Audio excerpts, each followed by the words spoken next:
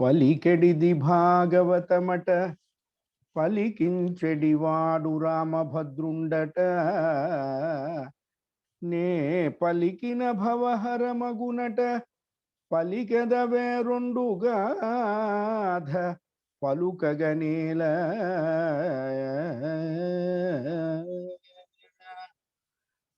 శారద నీరదేందు ఘనసార పటీర మరాళ మల్లికాహార తుషార ఫేన రజతాచలకాశ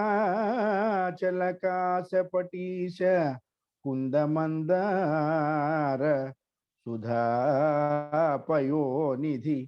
సితతామరస అమరవాహిని శుభాకారతనుప్పు నిన్ను మదిగానగనెన్నడుగల్గు భారతీ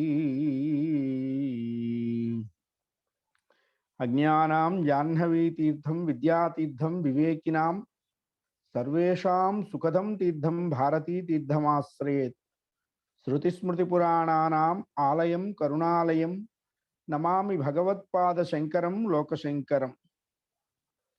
ఆస్తిక మహాశీలకు నమస్సు మనస్సులు అందజేస్తూ శ్రీమద్భాగవతే మహాముని కృతే సత్యం పరం ధీమహి అని చెప్పినటువంటి వ్యాసమహర్షుల వారికి హృదయపూర్వకమైనటువంటి నమస్సు మందారాలను సమర్పణ చేస్తూ శ్రీమద్భాగవతంలో తొల్లి మనం వ్యాసమహర్షుల వారు వ్యాకుల చిత్తుడై తెలియనటువంటి ఆవేదనకు గురి అయి పరితపిస్తూ సంచరిస్తూ ఉంటే నారద మహర్షుల వారి యొక్క దివ్య దర్శనం కలిగింది. వారి మధ్య సంభాషణ జరుగుతూ ఉన్నది. ఆ సంభాషణలో భాగంగా నారద మహర్షుల వారు ఒక మంచి విశేషాన్ని వ్యాసుల వారికి సెలవిచ్చారు. శ్రీ మహావిష్ణువు యొక్క దివ్య లీలా విభూతులని వర్ణించలేకపోవటం చేత నీకింత మానసికమైనటువంటి పరివేదన కలిగింది. మహాత్మా, ఆ పరమాత్మ యొక్క దివ్య వైభవాన్ని కీర్తించండి, మీకు మేలు జరుగుతుంది అంటూ తన యొక్క పూర్వ వృత్తాంతం చెప్తున్నారు నారద మహర్షుల వారు. నారద మహర్షుల వారు పూర్వజన్మలో వేదవాదుల ఇంట్లో పనిచేసేటువంటి ఒక దాసీ కుమారుడిగా జన్మించారు. ఎలా జన్మించినా, ఎక్కడ జన్మించినా జన్మించటం కంటే గుణం ప్రధానమైనది అని చెప్తారు పెద్దలు. పద్మం బురదలో పుడుతుంది. ఆ బురదలో పుట్టినటువంటి పద్మము పరమాత్మ యొక్క పాదాన్ని ఆశ్రయిస్తుంది. కాబట్టి భగవంతుడు నిజంగా ఎవరిని ప్రేమిస్తాడు అంటే, ఎవరు సద్గుణములతో శోభిస్తూ ఉంటాడో వాడికే పరమాత్మ యొక్క దివ్య అనుగ్రహం కలుగుతుంది. ఆ జన్మలో దాసీపుత్రుడిగా పుట్టాను స్వామి. మా అమ్మ వేదవేత్తలైనటువంటి వారి ఇళ్లల్లో పనిచేస్తూ ఉండేది. నిరంతరము ఆ ఇంట్లో సజ్జన సాంగత్యం జరుగుతూ ఉండేది. అందుకనే సత్సంగత్వే నిస్సంగత్వం, నిస్సంగత్వే నిర్మోహత్వం, నిర్మోహత్వే నిశ్చలతత్వం, నిశ్చలతత్వే జీవన్ముక్తి. సజ్జన సాంగత్యం ఎంత కష్టమైనా సరే ఆ కష్టాన్ని ఇష్టంగా భరించి చెయ్యాలి అని చెప్తారు పెద్దలు. ఎందుకయ్యా అంటే, సజ్జన సహవాసం సర్వశ్రేయస్సుని కలిగిస్తుంది, ప్రేయస్సుని ప్రదానం చేస్తుంది అన్నారు. శ్రేయస్సు అంటే ఇహలోకంలో మనకి కావలసినటువంటి జ్ఞాన సంబంధమైనటువంటి విషయములు. ప్రేయస్సు అంటే ఆ జ్ఞానం ద్వారా మనం పొందగలిగినటువంటి మోక్ష మార్గ వైభవము. ఈ శ్రేయస్సు ప్రేయస్సు సజ్జన సాంగత్యం చేత కలుగుతుంది. కాబట్టి మా తల్లి పనిచేసేటువంటి ఆ ఇంట్లో ఎందరెందరో మహానుభావులు ఇచ్చేస్తూ ఉండేవారు. అలాంటి సమయంలో ఒక సంవత్సరం చాతుర్మాస్యం వచ్చింది. ఆ చాతుర్మాస్యం వానాకాలం 4 నెలలు పెద్దలు ఎక్కడికి సంచారం చేయకుండా ఒకచోటనే స్థిర నివాసం చేస్తారు. అలా కొంతమంది మహాత్ములు మా తల్లి పనిచేస్తున్నటువంటి ఆ మహాత్ముల ఇంట్లోకి ప్రవేశించారు అని చెప్తున్నారు నారద మహర్షుల వారు. దాసీపుత్రుడిగా పుట్టినప్పటికీ పరమాత్మ యొక్క దివ్య వైభవాన్ని హృదయ కుహరంలో నిలుపుకున్నటువంటి ఆ పసివాణ్ణి ఉద్ధరించడానికి సాధు సజ్జనులు అనేక మంది ఆ ఇంటికి ప్రవేశించారట. ప్రవేశిస్తే నారద మహర్షుల వారు అప్పుడు చిన్నపిల్లవాడు. అందుకే భక్తైనా, జ్ఞానమైన, వైరాగ్యమైన, శ్రద్ధైనా చిన్నతనం నుంచే అలవాటు పడాలి. పెద్దయిన తర్వాత నేర్చుకుందాం కదా అంటే రేపటి రోజు ఎలా ఉంటుందో ఎవరు తోడొచ్చారు, ఎవరు చెప్పొచ్చారు. అందుకనే నారద మహర్షి ఆ చిన్న పిల్లవాడు, పసివాడు, ఆ పసివాడు ఏం చేస్తున్నాడండి, ఓటమితో నెల్లప్పుడు పెద్దలు చాలా మంది పోతన భాగవతంలో ఉన్నటువంటి తెలుగు మాధురి మకరందాన్ని ఒక్కసారి మాకు అందించండి అని అదే విధంగా ఆజ్ఞాపించడం చేత పోతన భాగవతంలో ఉన్న పద్య సుధలని మీకు అందించే ప్రయత్నం చేస్తాను. ఓటమితో నెల్లప్పుడు పాఠవమున బనులు చేసి బాలురతో నే ఆటలకు బోక యొక్క జంజాటంబును లేక భక్తి సలుపుదుననగా. ఓ వ్యాస మహర్షి, మా తల్లి పనిచేసేటువంటి ఆ ఇంట్లోకి వచ్చినటువంటి పెద్దలని నేను నిరంతరం సేవిస్తున్నాను. ఆ సేవించడం కూడా ఎలా సేవిస్తున్నారో చెప్తున్నారు. అందుకనే పెద్దలని ఎలా సేవించాలి అంటే మొదట ఓర్పు ఉండాలి, తర్వాత నేర్పు ఉండాలి, ఆ తర్వాత భయము భక్తి రెండూ ఉండాలి. ఎందుకండి ఓర్పు ఎందుకు ఉండాలి అంటే పెద్దలు ఎప్పుడు ఎలా శాసిస్తారో ఏ శాసనాన్నైనా అవశ్యం శిరస్సున ధరించడానికి కావలసినటువంటి ఓర్మి, అందుకనే ఓర్మి ఒడలు కాస్తుంది అని పెద్దల మాట. నేర్పు ఏమిటి అన్నారు, వారి మనస్సులో ఉన్నటువంటి విశేషాన్ని వారు చెప్పకుండానే గ్రహించేటువంటి చాకచక్యం కలిగి ఉండటం, వారి యందు భయము, అత్యంతమైనటువంటి భక్తి ఈ పిల్లవాడు కలిగి ఉండి, సహజంగా బాల్యంలో ఏముంటుంది అంటే పిల్లలతో ఆడుకోవాలి, పాడుకోవాలి, ఈ ఆటపాటల మీద చాలా ఆసక్తి ఉంటుంది అందరికీ. ఈ పిల్లవాడికి మాత్రం అది లేదటండి. ఎటువంటి సంబంధం లేదు, ఎటువంటి జంఝాటాలు లేవు. పైగా అత్యంత శ్రద్ధతో, అత్యంత భక్తితో ఆ మహాత్ములని ఎల్లప్పుడూ సేవిస్తూ ఉన్నాడు ఈ పసివాడు ఆ చాతుర్మాస్యంలో. అందుకనే మనం కూడా ఆ మార్గాన్ని అనుసరించే ప్రయత్నం చేస్తే అన్ని వేల కిలోమీటర్ల ప్రయాణం చేయలేకపోవచ్చు, కానీ సక్రమంగా ఒక 2-3 అడుగులైనా వేయగలుగుతాం, ధైర్యంగా చెప్పుకోవచ్చు. ఆ 2-3 అడుగులే వచ్చే జన్మకి ప్రాతిపదికలుగా భగవంతుడు ఏర్పాటు చేస్తారు. బృహి ముకుందేతి హే రసనే పాహి ముకుందేతి రసనే బృహి ముకుందేతి కేశవ మాధవ గోవిందేతి కేశవ మాధవ గోవిందేతి కృష్ణానంద సదానందేతి బృహి ముకుందేతి హే రసనే పాహి ముకుందేతి రసనే బృహి ముకుందేతి. అందుకనే ముదమైనటువంటి మనస్సుతో, ముకుంద నామంతో, ముకుంద సేవా సంస్మరణ భాగ్యంతో ఆ గమ్యాన్ని చేరటానికి కావలసినటువంటి సకల సదుపాయాలని ఈ పసివాడు ఆశ్రయించాడు. చక్కగా వాళ్ళని సేవిస్తున్నాడు. పెద్దలని సేవించడం అనేటువంటిది మొదలు పెడితే భగవంతుడి దయ కలగటం అనేటువంటిది ప్రారంభమవుతుంది అన్నారు.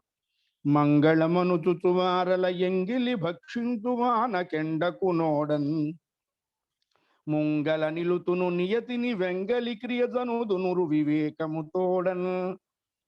ఎటువంటి సేవ చేస్తున్నాడు ఆ పసివాడు అంటే, పిల్లలకి ఈ మనం పర్సనాలిటీ డెవలప్మెంట్ అంటూ చెప్తుంటామే, ఇదే నిజమైనటువంటి పర్సనాలిటీ డెవలప్మెంట్. ఇదే చెయ్యాలి. ఇలా చేస్తే మరొక వివేకానందుడు, మరొక రమణ మహర్షి, మరొక చంద్రశేఖరేంద్ర సరస్వతి, మరొక భారతీ తీర్థ మహాస్వామి, ఇటువంటి మహాత్ములు, మరొక సుభాష్ చంద్రబోస్, వీరందరూ ఇట్లాంటి సమాజంలోనే పుడతారండి. కారణం ఏమిటి అంటే చిన్నతనం నుండి ఒక నియమబద్ధమైనటువంటి జీవన ప్రమాణాన్ని పిల్లలకి అలవాటు చేయాలి. ఆ అలవాటు ఏం చేయాలి అంటే ఈ పిల్లవాడు చేసుకున్నాడు, అది చెప్తున్నాడు. ఓ మహాత్మా, మా తల్లి పనిచేసే ఆ ఇంట్లో ఉన్నటువంటి ఆ పెద్దలు భుజించిన తర్వాత ఆ భిక్షాపాత్రల్లో మిగిలి ఉన్నటువంటి ఆ అన్నాన్ని నేను తినేవాణ్ణి. ఎండని గాని, వానని గాని నాకే విధమైనటువంటి భయం లేదయ్యా. నిరంతరము వారి ఎదురుగా నిలబడి వారు ఏం చెప్తే అది వారి యొక్క మాటని శిరస్సున ధరించి అత్యంత శ్రద్ధాభక్తి విశ్వాసాలతో వాళ్ళని సేవిస్తూ ఉన్నాను. ఇలా ఈ 4 నెలలు నేను వారిని సేవించాను అన్నారు. చాతుర్మాస్యం అందుకనే పెద్దలు చాతుర్మాస్యం చేస్తున్నారు అంటే మనం అక్కడికి వెళ్ళి కొద్ది కాలమైనా వాళ్ళతో గడపాలి. వాళ్ళ ముఖ సరోజం నుంచి వచ్చేటువంటి ఆ మధుర వాక్కులు వినాలి. విన్నటువంటి దాన్ని మననం చేసుకోవాలి. మననం చేస్తున్నటువంటి దాన్ని నిధిలోకి తెచ్చుకోవాలి. నిధిలోకి తెచ్చుకున్న దాన్ని అనుసరించే ప్రయత్నం చేయాలి. అనుసరించే ప్రయత్నంలో చేస్తున్న దాన్ని ఆచరించడానికి సిద్ధపడాలి అన్నారు. ఈ 4 నెలలు చక్కగా సేవించారు. సేవించటమే కాదండి, ఆ పసివాడు వారి యొక్క జీవన వైవిధ్యాలన్నింటినీ ఆపోసన పట్టాడు ఈ పిల్లవాడు. వాళ్ళు చాలా సంతోషించారు. 4 నెలలు వెళ్ళిపోయినాయి.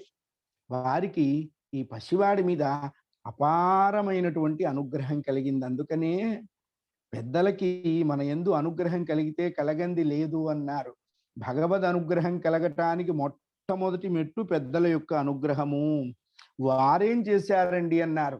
నారద మహర్షి వ్యాస మహర్షుల వారికి చెప్తున్నారు, ఓ మహాత్మా, వార కృష్ణు చరిత్రముల్ చదువగా వర్ణింపగా బాడగా నారావంబు సుధారస ప్రతిమమై అశ్రాంతము వినులం దూరంబై పరిపూర్ణమైన మది సంతోషించి నేనంతట ప్రారంభించితి విష్ణు సేవకితర ప్రారంభ దూరుండనై ప్రారంభించితి విష్ణు సేవకితర ప్రారంభ దూరుండనై 4 నెలలు వాళ్ళకి సేవ చేస్తే వాళ్ళు పరమాత్మ యొక్క దివ్య లీలలన్నీ ఈ పిల్లవాడికి చెప్పడం మొదలు పెట్టారు. శ్రీకృష్ణ దివ్య లీలా విభూతి విలాసాలన్నిటినీ ఈ పిల్లవాడికి చెప్తున్నారు. ఆయన యొక్క గుణగానం చేస్తున్నారు. ఆయన కీర్తనలు వర్ణిస్తున్నారు. ఆయన ఆటపాటలను వర్ణిస్తున్నారు. నిరంతరము హరినామ సంకీర్తనం చేస్తూ ఎప్పుడూ కూడా ఏ సమయంలో కూడా ఒక్క పొల్లు మాట వాళ్ళు మాట్లాడగా నేను వినలేదు అని చెప్పాడు ఆ పసివాడు నారద మహర్షుల వారు వ్యాస మహర్షుల వారికి. వాళ్ళు అట్లా భగవన్నామం చేస్తుంటే, అందుకనే లీలాశుకుల వారు ఎట్లా భగవంతుణ్ణి కీర్తించాలి అని చెప్తే శంకర భగవత్పాదుల వారు కూడా ఒక మంచి మాట చెప్పారు కదా. వారాణస్యాం అమరతటి నీరోదసి వసానత్ కౌపీనం శిరసి వితధానోంజలి పుటే అయే గౌరీనాథ త్రిపురహర శంభో త్రినయన ప్రసీదేత్యాక్రోశం నిమిషమివనే వక్ష్యామి దివసః. స్వామి, జీవితంలో 80 ఏళ్ళో 90 ఏళ్ళో 95 ఏళ్ళో 100 ఏళ్ళో 102 ఏళ్ళో 114 ఏళ్ళో బతుకుతాము. ఎంతకాలం బతిగా ఉన్నటువంటిది ఆలోచిస్తాం కానీ ఈ బ్రతికినటువంటి బ్రతుకులో ఎంతకాలం సార్థకం చేసుకున్నాం అన్నది ఆలోచించలేకపోతున్నాం. ఏమిటి మా దౌర్భాగ్యం? అన్నిటికీ ఏడుస్తున్నావయ్యా, నీ కోసం మాత్రం ఏడవట్లేదు. ఇదో పెద్ద ప్రారంధం మాకు. ఇది శంకర భగవత్పాదుల వారు చెప్పిన శ్లోకం. స్వామి, ఎప్పుడైనా జీవితంలో ఒక్క నిమేష కాలం, ఒక లిప్త కాలం ఆ గంగానదీ తీరంలో నించొని గంగానదిలో స్నానం చేసి అలా నీకు 2 చేతులు జోడించి శిరస్సు వంచి శరీరము పులకించిపోతూ ఉంటే, కంఠము గద్గదమవుతూ ఉంటే పెద్దగా ఏడుస్తూ నిన్ను కీర్తించేటువంటి అదృష్టాన్ని నాకు ప్రసాదించవయ్యా అని వేడుకున్నారు. ఆక్రోశం నిమిషమివనే. దినం అంతా అక్కర్లేదండి, సంవత్సరాలంతా అక్కర్లా, ఒక్క నిమిషం నిర్మలమైనటువంటి మనస్సుతో భగవంతుడి కోసమే ఏడ్చే ప్రయత్నం చేయాలి. భగవంతుడి కోసం ఏడిస్తే చెడిపోయిన వాళ్ళు లేడు, మామూలు విషయాల కోసం ఏడిస్తే బాగుపడ్డవాడు ఇప్పటి వరకు లేడు. నిమిషం ఇవనే వక్ష్యామి దివస. లీలాసుకుల వారు ఇంకో మంచి మాట చెప్తారు. బద్ధేనాంజలినేన తేన శిరస గాత్రై సరోమోద్గమై కంఠేన స్వరగద్గదేన నయనే నోద్గీర్ణ బాష్పాంబున నిత్యం త్వచ్చరణారవిందయుగళ ధ్యానామృతాస్వాదినౌ అస్మాకం సరసీరుహాక్ష సతతం సంపద్యతాం జీవితం. నమామి నారాయణ పాద పంకజం కరోమి నారాయణ పూజనం సదా వదామి నారాయణ నామ నిర్మలం స్మరామి నారాయణ నామమవ్యయం. హరిరామకృష్ణ గోవింద నారాయణ మాధవేతి. ప్రాజ్ఞులైనటువంటి ఆ బ్రహ్మవేత్తలు ఇలా పరమాత్మ యొక్క దివ్య లీలలన్నీ వర్ణిస్తూ ఉంటే, కీర్తిస్తూ ఉంటే, ఆ పసివాడు చిన్నప్పటి నుంచి ఆ భావజాలంతోనే పెరిగాడండి. అందుకనే ఒక్క విత్తనం వేస్తే ఒక చెట్టు రాదు. ఏ విత్తనం విత్తుతామో ఆ మొక్కే వస్తుంది. ఏ విధమైనటువంటి సంస్కారంతో ప్రయాణం చేస్తామో ఆ విధమైనటువంటి సంస్కార ఫలములే లోకం గ్రహిస్తుంది, గమనిస్తుంది. ఈ పసివాడికి చిన్నప్పటి నుంచి కూడా ఈ విధమైనటువంటి సాధు సజ్జన సమాగమనే తప్ప మరొకటి ఎరగడు. విషయ వాసనలు తెలియవు, లౌల్యం లేదు, మాలిన్యం లేదు, హృదయానికి మకిల అంటుకోలేదండి. అది విశేషం ఆ పిల్లవాడికి. అందుకనే భగవంతుడి భక్తికి వయస్సు ప్రధానం కాదయ్యా, మనస్సు ప్రధానము అన్నారు. ఆ మనస్సు స్వచ్ఛంగా, ముత్యంలాగా, స్ఫటికంలాగా, గంగా జలంలాగా, హిమవన్ నగంలో మెరిసేటువంటి తుషార బిందువులాగా ఉంటే ఆ బిందువు మాధవుడికి అత్యంత ఆమోదాన్ని కలిగిస్తుంది. ఈ పిల్లవాడి హృదయం అంతా కూడా అత్యంత ఆనందంతో, అభిమానంతో, అంటే పరమాత్మకి తాను కావలసిన వాడిని కావాలి అనేటువంటి ఒక భావాన్ని ఈ పిల్లవాడు పొందున్నాడు. అది పరమాత్మకి తాను కావలసిన వాడు కావాలి, అది విశేషం. ఆ భావంతో అన్ని విషయాలు వదిలిపెట్టేసి భక్తితో భగవంతుడైనటువంటి ఆ హరిని, ఆ జగన్నాథుణ్ణి, జనార్దనుణ్ణి వారు ఏ విధంగా కీర్తించారో ఆ విధంగా నేను కూడా ఆరాధించడం మొదలుపెట్టాను. అలా కొంతకాలం జరిగింది. చాతుర్మాస్యాలు అయిపోయినాయి. వారంతా కూడా వెళ్ళిపోతూ ఉన్నారు. వెళ్ళిపోతూ నాకు ఓ మాట చెప్పారు. నాయనా, ఇంతకాలం మమ్మల్ని సేవించావు, మాకు తెలిసినటువంటి భగవద్ వైభవాన్ని నీకు చెప్పాం, దీన్ని వదిలిపెట్టవద్దు, దీన్ని ఎల్లప్పుడూ మననం చేసుకుంటూ జీవితాన్ని బాగు చేసుకో అని చెప్పారు. వాళ్ళు కూడా అలా వెళ్ళిపోయేటప్పటికల్లా ఈ పసివాడికి స్థూల సూక్ష్మమైనటువంటి శరీరం కేవలం మాయా కల్పితము అని తెలుసుకున్నాడు. అది విశేషం. పెద్దల్ని ఆశ్రయిస్తే ఏం కలుగుతుంది అంటే, దేని యందు మనకు సమాధి కలగాలో దాని యందే కలిగిస్తారు వాళ్ళు. అందుకనే ఈ శరీరం మాయా కల్పితం అని తెలుసుకున్నారు. తెలుసుకున్న తర్వాత ఏం చేశారు ఆ పిల్లవాడు అంటే, రజోగుణాన్ని, తమోగుణాన్ని రూపుమాపేటువంటి అచంచలమైనటువంటి భక్తిని ఆశ్రయించాలి అనేటువంటి విషయం కలిగింది ఆ పసివాడికి. చాతుర్మాస్య వ్రతం అయిపోయింది, వాళ్ళంతా వెళ్ళిపోయినారు. ఈ విధంగా చాలా సంతోషంగా ఆ పిల్లవాడు ఆ పెద్దలు చెప్పినటువంటి అతి రహస్యము, అమోఘము అయినటువంటి భక్తి విషయ విజ్ఞానాన్ని పరిపూర్ణంగా గ్రహించాడు. ఇదంతా కూడా నారద మహర్షుల వారు వ్యాసుడికి చెప్తున్నారు. స్వామి, నాకు తెలిసింది ఏతావాత ఏమిటి అంటే, ఈశ్వరార్పణంబు చేసిన కర్మయే, ఏ కర్మ అయినా పరమేశ్వరార్పణం, ఈశ్వరార్పణంగా చేయాలి. సర్వం కృష్ణార్పణం, వాసుదేవ సర్వమితి నా వాసుదేవ భక్తానాం అశుభం విద్యతే క్వచిత్. అందుకనే కర్మలన్నీ కూడా ఫలాపేక్షతో చెయ్యరాదు అని చెప్పారు. ఫలాపేక్షతో కర్మాచరణం చేస్తే అది క్షుద్ర పూజతో సమానము అని చెప్పింది శ్రీమద్ భాగవతం. అందుకనే ఏ పని చేసినా పరమాత్మకు మాత్రమే సమర్పణ చెయ్యాలి. ఏతత్ ఫలం సర్వం శ్రీ పరమేశ్వర దివ్య చరణారవిందార్పణమస్తు. అంతే. మమ ఉపాత్త దురితక్షయ ద్వారా శ్రీ పరమేశ్వర ముద్దిశ్య శ్రీ పరమేశ్వర ప్రీత్యర్థం అని చెప్పి కర్మాచరణ చెయ్యాలి. అంతేగాని మమ అహం సకల ఇవన్నీ పెట్టుకోకూడదు అని చెప్పారు. ఇవన్నీ పెట్టుకుంటే లేనిపోని లంపటాలు కలుగుతాయి. ఈశ్వర సమర్పణ బుద్ధితో కర్మలు ఆచరించాలి. ఆ కర్మలు ఆచరిస్తే ఏమవుతుంది అన్నారు, తాపత్రయాలు నశించిపోతాయి అన్నారు. కాబట్టి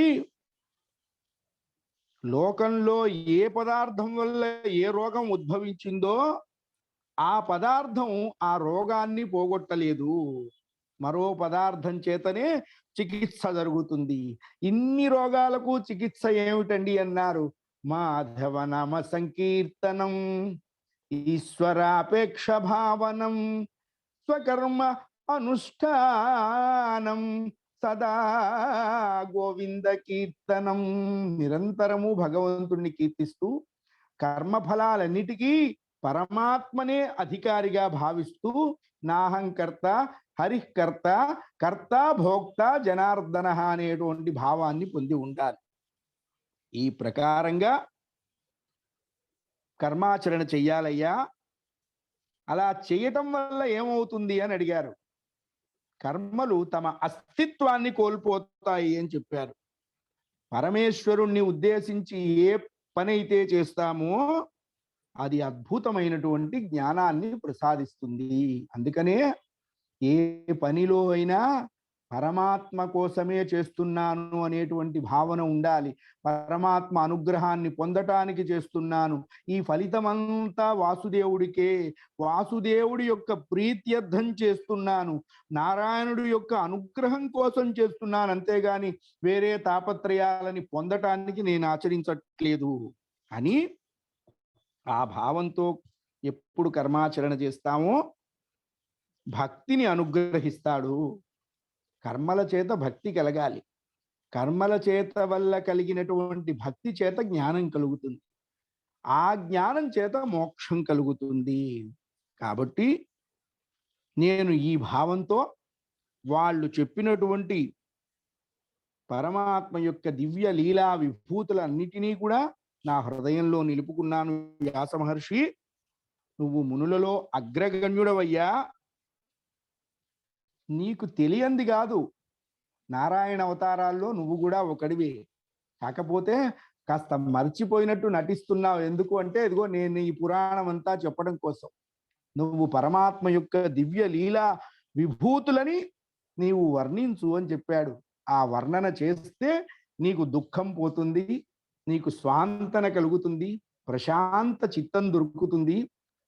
రమాధవుడి యొక్క దివ్య కథా విశేషం చేత నీ మనోవ్యధ తొలగుతుంది అని చెప్పాడు నారద మహర్షుల వారు వ్యాస మహర్షుల వారి.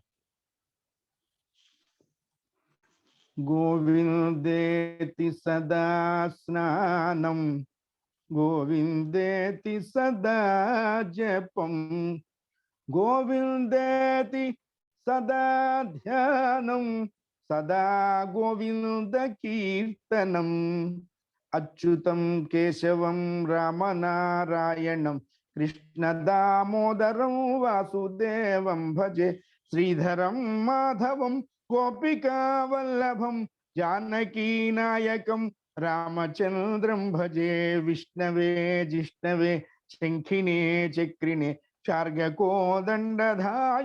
సంధారిణే, మాధవా కేశవ అన్నాథనాథ రక్షక, శ్రీధర మోహన వాసుదేవ హరే, అచ్యుతం కేశవం రామనారాయణం కృష్ణ దామోదరం వాసుదేవం భజే.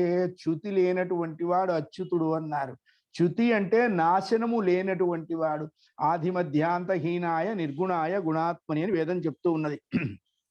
అట్లా పరమాత్మని కీర్తించు అని ఎప్పుడైతే నారద మహర్షుల వారు వ్యాసుల వారికి చెప్పారో వ్యాస మహర్షుల వారికి అప్పటి వరకు మనస్సులో ఉన్నటువంటి ఆ వ్యాకుల మేఘం తొలగిపోయింది.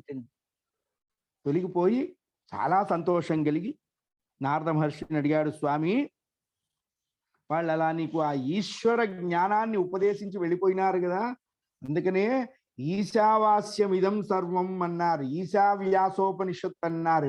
ఈశ్వర జ్ఞానం అంటే ఏమిటి అన్నారు, పరమాత్మ సర్వవ్యాపకుడై నిలిచి ఉన్నాడు అని తెలియజేయటమే ఈశ్వర జ్ఞానము అన్నారు. ఆ తర్వాత నీ బాల్యం ఎలా గడిచిందయ్యా, పెద్దవాడి అయినావు కదా, ఎక్కడెక్కడ సంచరించావు, మరి ఇప్పుడు నీకు పూర్వజన్మ స్మృతి ఎలా కలిగింది, దాసీపుత్రుడమైనటువంటి నీవు ఏ విధంగా ఈ దేహాన్ని వదిలిపెట్టావో త్వరగా చెప్పవయ్యా, వినాలి అని చాలా కుతూహలంగా ఉన్నది అన్నారు వ్యాస మహర్షుల వారు. అప్పుడు నారద మహర్షుల వారు చెప్తున్నారు, మహాత్మా, మమ్ము నేలిన వారి మందిరంబులగన పనులెల్ల గ్రమమున భక్తి చేసి, మా అమ్మ చాలా జాలిగుండె, అందుకనే మాతా సమం నాస్తి శరీర పోషణం నా మాతు పరదైవతం అని చెప్పి శాస్త్రం. తండ్రి కంటే తల్లి 100% పూజాధికురాలు, 100 రెట్లు ఎక్కువగా పూజించాలిట. ఈ శరీరాన్ని రక్షించడంలో తల్లికి మించినటువంటి దైవం లేదు అన్నారు. మాతా సమం నాస్తి శరీర పోషణం.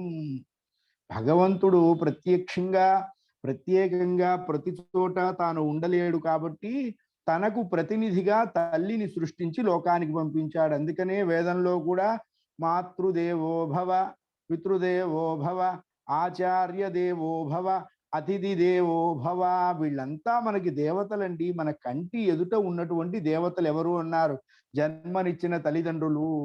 ఆ తల్లిని గౌరవిస్తే, తండ్రిని పూజిస్తే, తల్లిదండ్రులను సమాదరిస్తే, వాళ్ళకి ఏం కావాలో వాళ్ళు అడగకుండానే అన్నీ వాళ్లకు ఎవడు అమరుస్తాడో వాడు ప్రత్యేకించి యజ్ఞయాగాలు దాన తపో నిష్టలు చేయాల్సిన పని లేదు. తల్లి మనస్సు అంత గొప్పది. ఆవిడ చాలా జాలిగుండె, పైగా చాలా అమాయకురాలు. యజమానుల గృహాల్లో పనులన్నీ చేసుకునేది. కించిత్తు కూడా ఏనాడు తను దాస్యం చేస్తున్నాను అని కించపడేది కాదటండి. అందుకనే చేసేటువంటి వృత్తిలో భగవంతుణ్ణి చూడాలి. ఆ భగవంతుణ్ణి చూసేటువంటి లక్షణం ఎప్పుడైతే వస్తుందో ఆ వృత్తే వాడికి భగవద్ దర్శనం చేయిస్తుంది. ఆవిడకు నేనంటే పంచప్రాణాలు. అందుకే తల్లి 100 మంది బిడ్డలనైనా కష్టం అనుకోకుండా పోషిస్తుందిట. కానీ కలి ప్రారంధం ఏమిటో, ఒక్క తల్లిని 100 మంది బిడ్డలు పోషించలేకపోతున్నారు. 100 మంది బిడ్డల్ని తల్లి పోషిస్తున్నది. ఒక తల్లిని పోషించడానికి నానా ఏడుపులు ఏడుస్తున్నారు. లేకపోతే మనం బాగా పెరిగాం, బాగా తిరుగుతున్నాం, బాగా కల్చర్ పెరిగాం, అంతో సంపాదించేసాం, పెద్ద పెద్ద కార్లు కొన్నాం, హోండా సిటీల్లో తిరుగుతున్నాం. మీ అమ్మా నాన్న ఎక్కడున్నారా, ఓల్డ్ ఏజ్ హోముల్లో ఉన్నారు. ఇంకెందుకు వాడి ఐశ్వర్యం తగలబెట్టన. తల్లిదండ్రుల మీద దయలేని పుత్రుండు పుట్టనేమి వాడు గిట్టనేమి, పుట్టలోని చదలు పుట్టవా గిట్టవా విశ్వదాభిరామ వినురవేమ అని వేమనల వారు ఎప్పుడో ఎండేశారు వీళ్ళందరినీ కూడా. అందుకే తల్లిదండ్రులకి చేసినటువంటి సేవ, తల్లిదండ్రులకి మనం చేసినటువంటి పూజలు, వాళ్ళ యందు మనం చూపించినటువంటి శ్రద్ధాభక్తి మనకి ఉత్తరోత్తర జన్మలలో ఉత్తమమైనటువంటి మోక్షాన్ని ప్రసాదిస్తాయి. వాళ్ళకేం రాదండి, మనకే ఉత్తర జన్మలో ఉత్తమమైన గతులు కలుగుతాయి. అందుకనే తల్లిదండ్రులని ఎప్పుడూ సేవించాలి, తల్లిదండ్రులని ఎప్పుడూ పూజించాలి. వాళ్ళ మనస్సుకి కష్టం కలిగించకూడదు. వాళ్ళు ఎన్ని కష్టాలు పడితేనో మనం ఇంత వృద్ధిలోకి వచ్చాం, అది గుర్తుపెట్టుకోమంటారు పెద్దవాళ్ళు. అందుకనే మా తల్లి నేనంటే పంచప్రాణాలయ్యా. ఎప్పుడు నా గురించి పాపం ఆవిడ బాధపడుకుంటేది. అయ్యో మా పిల్లవాడు అలసిపోయినాడు, అన్నం తిన్నాడో, పాలు తాగాడో, నిద్రపోయినాడో అని ఎప్పుడు నన్ను కనిపెట్టుకొని ఆవిడ చూస్తూ ఉండేది.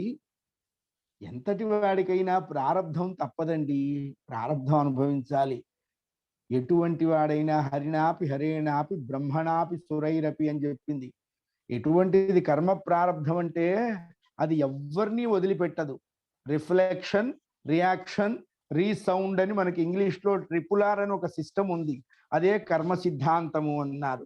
ఈయనకి ఏమైంది అన్నారు, సదనము వెలువడి తెరవున జదరకమా తల్లి రాత్రి చీకటి వేళన్ మొదవున్ బిదుకగనొక పని పదభాగము గరచెద్రొక్కబడి మునినాథ.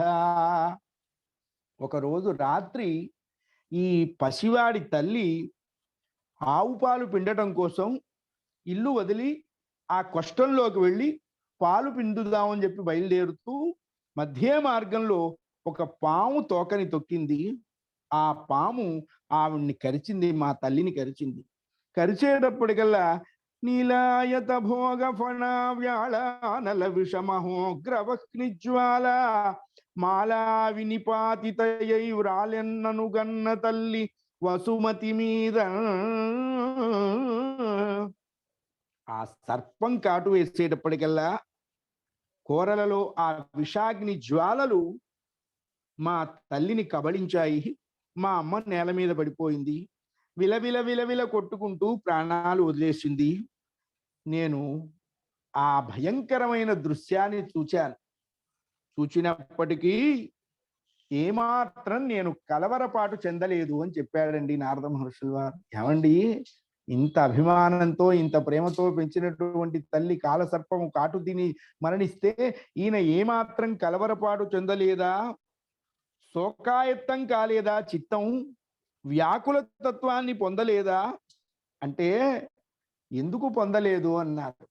మహాత్ములు ఉపదేశించినటువంటి ఆ అపూర్వమైనటువంటి జ్ఞానం ఆ పసివాడి మనస్సులో బలంగా నాటుకుపోయింది. అందుకనే ఎప్పుడైతే జ్ఞానం అనేటువంటి వృక్షం పెరుగుతూ ఉంటాయో అక్కడ విషయవాసనలు, శోకము, దుఃఖము, మోహము, దైన్యము, తాపత్రయము అనేటువంటి చిన్న చిన్న మొక్కలు మొలిచే అవకాశం లేదు.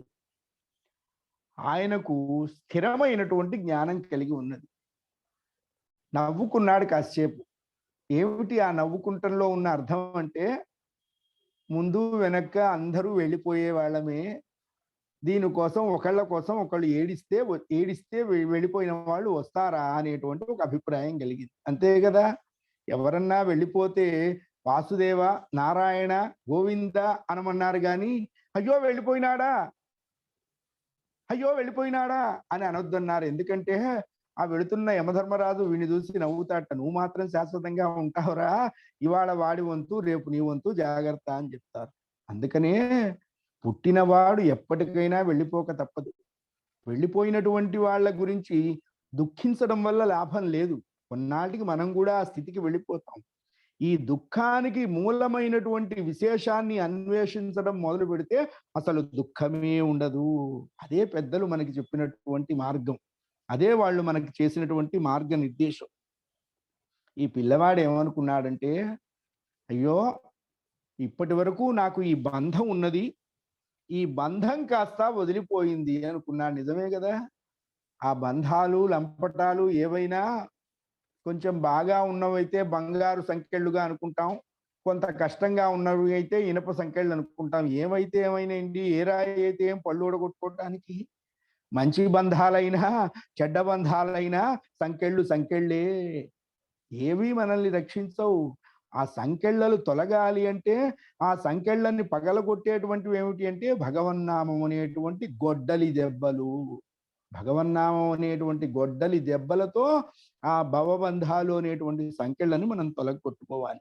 అందుకని నారాయణ నిన్న నామద స్మరణయే సారామృతమెందో నాలిగే బరసి నారాయణ.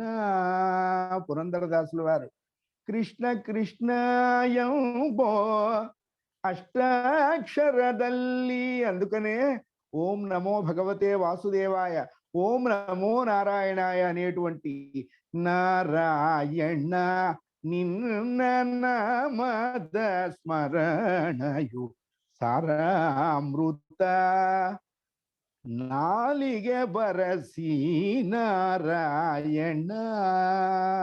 పరమాత్మ యొక్క దివ్యమైన ఆరూఢ జ్ఞాన విశేషం చేత ఈ పిల్లవాడు తల్లి మరణిస్తే బంధము ఎదిరిపోయింది అనుకున్నారండి. పెద్దగా ఎవరూ లేరు కదా, ఆ ఉన్న తల్లి ఒక్కతి వెళ్ళిపోయింది. ఇంకా తాను ఏం చెయ్యాలి అని ఆలోచనలో పడ్డాడు. ఆలోచనలోంచి ఒక నిశ్చయానికి వచ్చాడు. పరమాత్మ యొక్క స్మరణమే అవశ్య కర్తవ్యమని నిర్ణయించుకున్నాడు.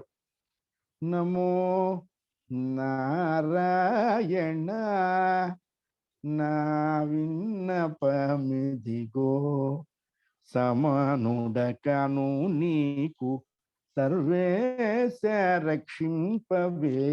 నమో నారాయణ.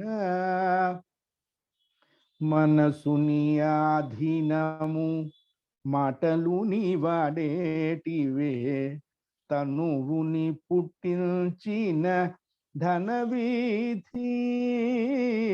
మనసు నీ ఆధీనము మాటలు నీ వాడేటివే, తనువుని పుట్టించిన ధనవీధి. మునుని వంపున నిర్ణె నోచుకొనవారమింతే, వెనక నన్ను నేరాలు చేయక రక్షుభవే. నమో నారాయణ.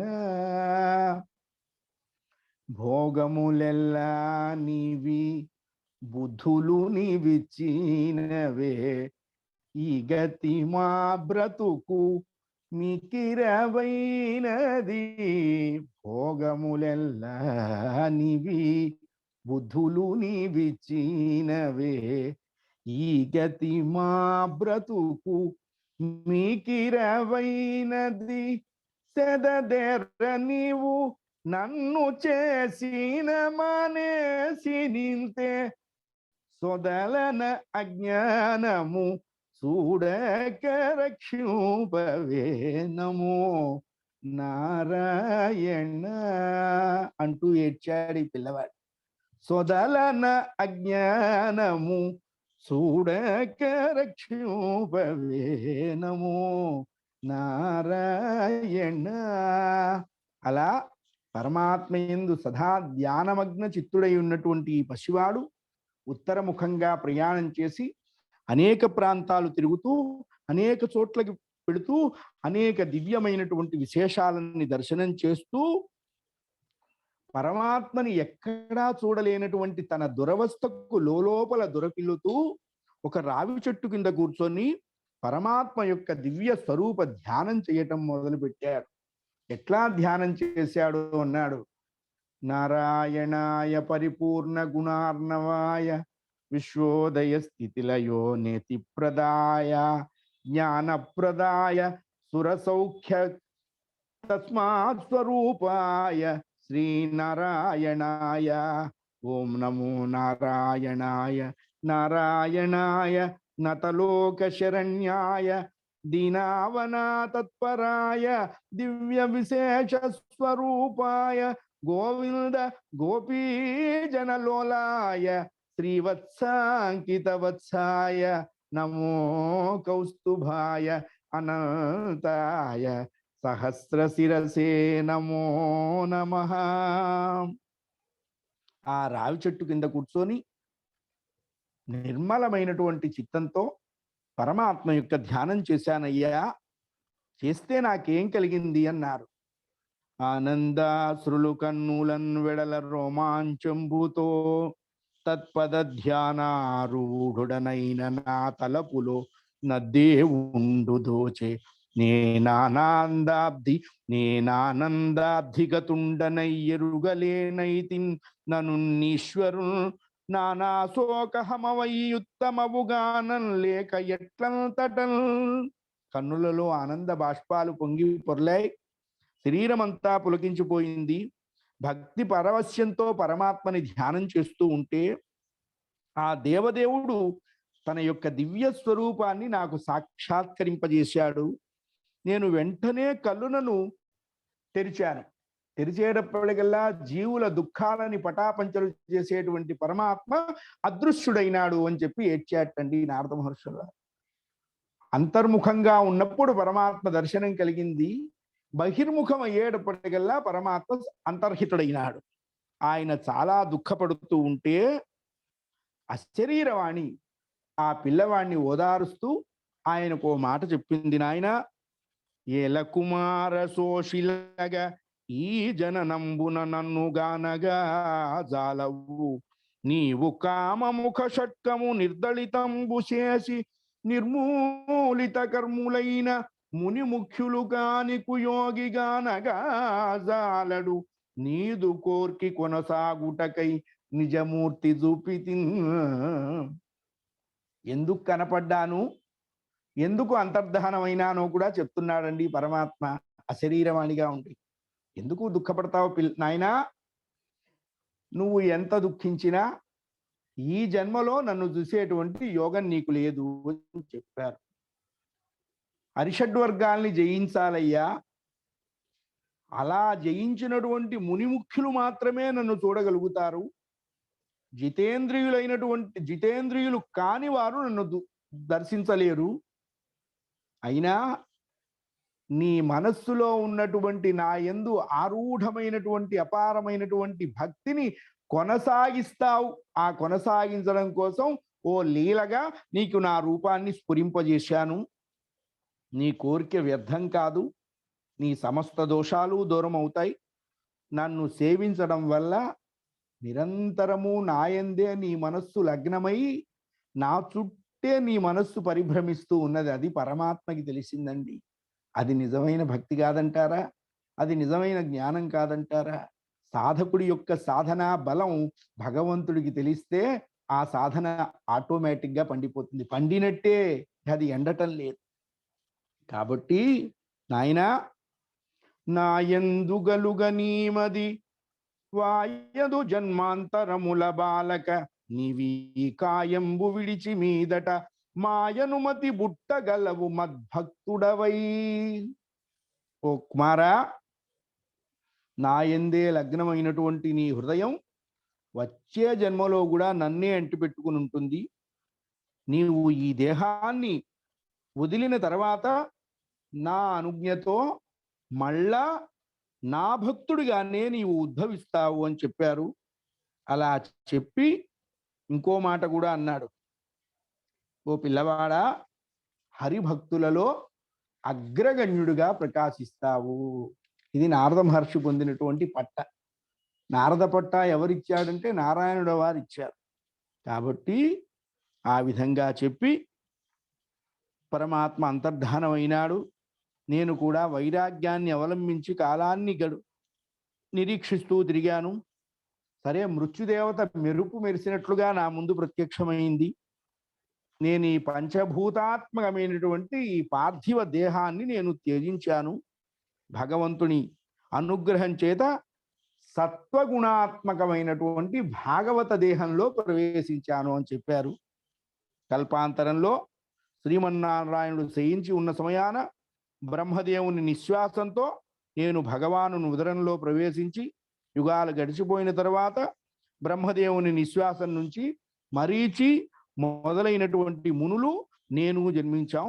ఈ జన్మలో అస్ఖలిత బ్రహ్మచారినై భగవంతుని అనుగ్రహంతో త్రిలోక సంచారినై పరబ్రహ్మ ప్రతిపాదికలైనటువంటి సప్తస్వరాలు తమంత తామే మోగే ఈ మహతి మీద విష్ణు కథలని గానం చేస్తూ తిరుగుతున్నాను అని నారద మహర్షుల వారు తన పూర్వజన్మ వృత్తాంతాన్ని వ్యాస మహర్షుల వారికి చక్కగా వివరించి, దాసీపుత్రుడిగా పుట్టినటువంటి ఆ పుణ్యాత్ముడు సాధు సజ్జన సాంగత్యం అనేటువంటి మహావైభవం చేత పొందినటువంటి ఆ వికుంఠ పదవిని వ్యాస మహర్షుల వారికి చెప్పి, కాబట్టి వ్యాస, విను మీ సంసారంబును వననిధిలో మునిగి కర్మవాంఛలచే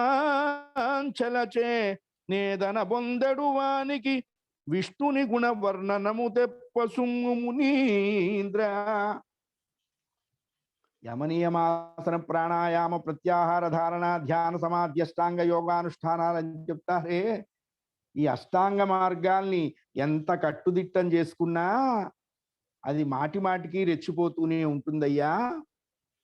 నిజమైనటువంటి శాంతి వాసుదేవుడు యొక్క సేవ వల్లనే కలుగుతుంది, క్రమంగా లభిస్తుంది.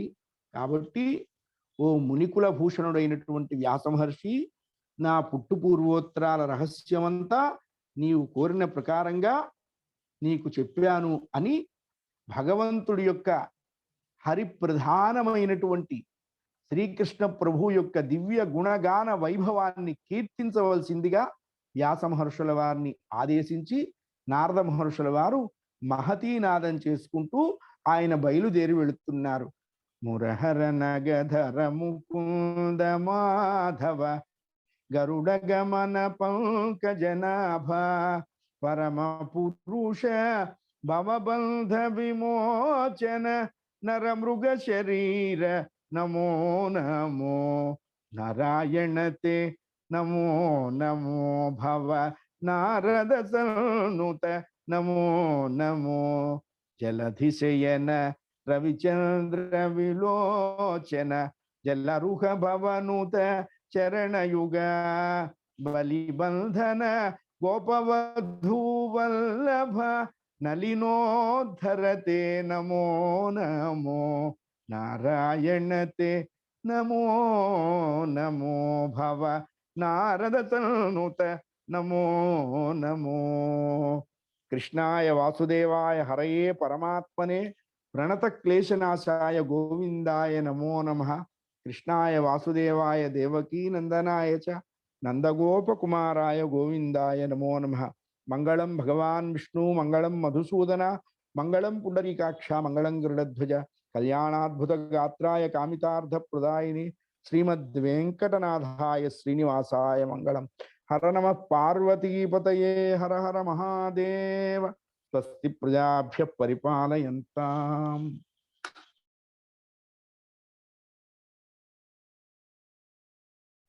శాస్త్రి గారు నమస్కారం. ధన్యవాదాలు మహోదయ. నమస్కారం అండి. నమస్కారం శాస్త్రి గారు. నమస్కారం శాస్త్రి గారు, చాలా రోజుల తర్వాత మీ దర్శనం కలిగింది. నమస్కారం అండి శాస్త్రి గారు. నమస్కారం అండి.